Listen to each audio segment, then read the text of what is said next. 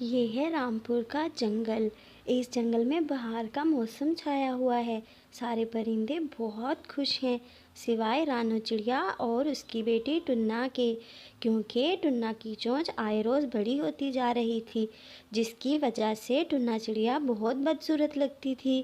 रानो चिड़िया जब भी बाहर दाना लेने के लिए जाती तो सारे परिंदे इसको इसकी बेटी का नाम लेकर छेड़ते थे।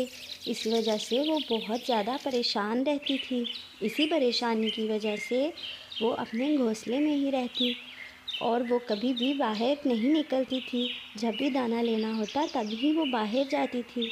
एक दिन घोंसले में वो ऐसे ही बैठी हुई थी कि उधर से कमला चिड़िया आ जाती है। अरे रानो, तुम्हें पता है मैंने अपनी बेटी का रिश्ता बंटी कबूतर से तय कर दिया है। जल्द ही हम उसकी शादी करने वाले हैं। तुम सुनाओ, तुम्हारी बेटी का रिश्ता तो कहीं नहीं हुआ। हाँ बहन, उसकी चोंच आए रोज़ लंबी होती जा रही है। मुझे नहीं पता उसके साथ क्या हुआ है। बहुत इलाज भी करवाया है लेकिन वो नहीं ठीक हो रही। क्या करूँ, बहुत परेशान हूँ मैं तो। इसके बाद कमला चिड़िया चली जाती है और रानो चिड़िया अपने घोंसले में बैठी रो रही होती है कि उधर से टुन्ना चिड़िया आ जाती है। टुन्ना चिड़िया अपनी माँ को देखकर बहुत उदास होती है। इसी उदासी की वजह से वो उड़कर एक पेड़ पे जाकर बैठ जाती है और मन ही मन में सोचती है, मैं अपनी माँ की वजह से बहुत ज़्यादा परेशान हूँ। माँ मेरी वजह से सारा दिन रोती है। क्यों ना मैं ये जंगल ही छोड़ दूँ। मैं ना नज़र आऊँगी तो माँ खुद ही खुश हो जाएगी। सारी चिड़िया बहुत खूबसूरत है, इसी वजह से उनकी माएँ खुश रहती हैं। ये सोचकर टुन्ना अपने घर की तरफ जा रही होती है कि रास्ते में बंटी खाला अपनी बहू नीली को कह रही होती है, कोई ज़रूरत नहीं है रानो के घर जाने की।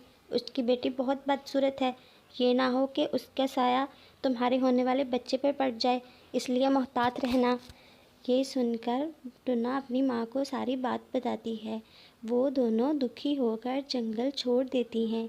वो दूसरे जंगल की तरफ जा रही होती हैं। रास्ते में उनको एक दरख्त पर बंटी कबूतरी बैठी हुई नज़र आती है, जो बहुत ज़्यादा खूबसूरत लग रही होती है। रानो चिड़िया बंटी से जाके कहती है, प्यारी बेटी, हम इस जंगल में नई हैं, हमें रास्तों का नहीं पता। हमें ये भी नहीं पता कि चिड़िया कहाँ रहती हैं। अगर तुम्हें मालूम है तो तुम बता दो। चिड़िया उससे पूछती रहती है लेकिन वो जवाब नहीं देती। फिर दोनों माँ बेटी बहुत दिनों की कोशिश के बाद जंगल में एक पेड़ पर अपने घोंसले बना लेती हैं। गर्मियों का मौसम था, इसलिए सारे परिंदे घोंसलों में ही रह रहे थे, इसलिए रानो और टुन्ना को कोई मसला नहीं हुआ। एक दिन ऐसे ही रानो चिड़िया अपने घोंसले में बैठी हुई थी कि वही कबूतरी उसके पास आ जाती है। वो आहिस्ता आहिस्ता उसके पास आकर बैठ जाती है। वो बहुत ज़्यादा डरी हुई लग रही होती है कि रानो कहती है, आओ आओ, कैसे आना हुआ बताओ। मुझे तुम याद हो, मैंने तुमसे उस दिन कुछ पूछा था लेकिन तुम चुप रही। क्या बात है, खैरियत तो है ना? तुम कहाँ रहती हो? मैं इस जंगल के महाराज चिड़े के दोस्त बंटी कबूतर की बेटी हूँ। मैं बहुत दिनों से घर से निकली हुई हूँ, मुझे रास्ते का नहीं पता। मैं इधर उधर भटकती फिरती हूँ। तुम परेशान ना हो, तुम मेरे साथ रह लो।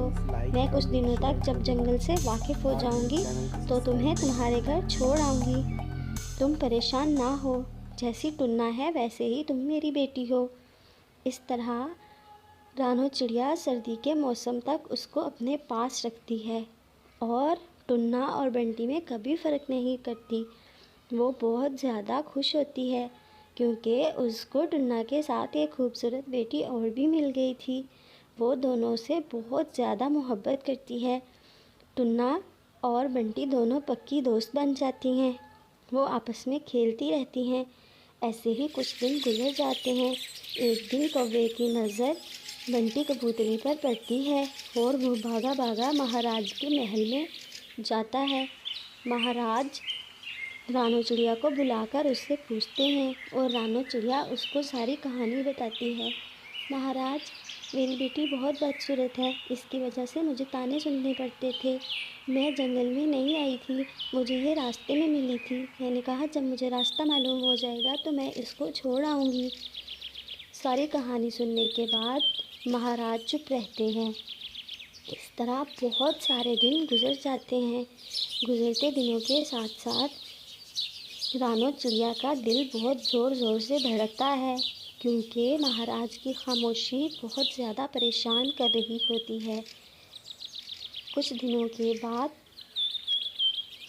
उसको कौवे का एक संदेशा मिलता है, जिसमें कौवा बताता है कि महाराज आपकी बेटी का इलाज करवाना चाहते हैं।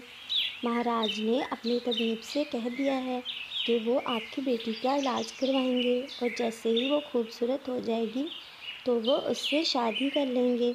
ये सुनकर रानू बहुत ज़्यादा खुश होती है। फिर टुन्ना का इलाज करने के बाद टुन्ना बेहद खूबसूरत हो जाती है और महाराज की बीवी बन जाती है। प्यारे दोस्तों, इसे कहते हैं किस्मत। किसी की बदसूरती की वजह से उसको धुतकारना नहीं चाहिए।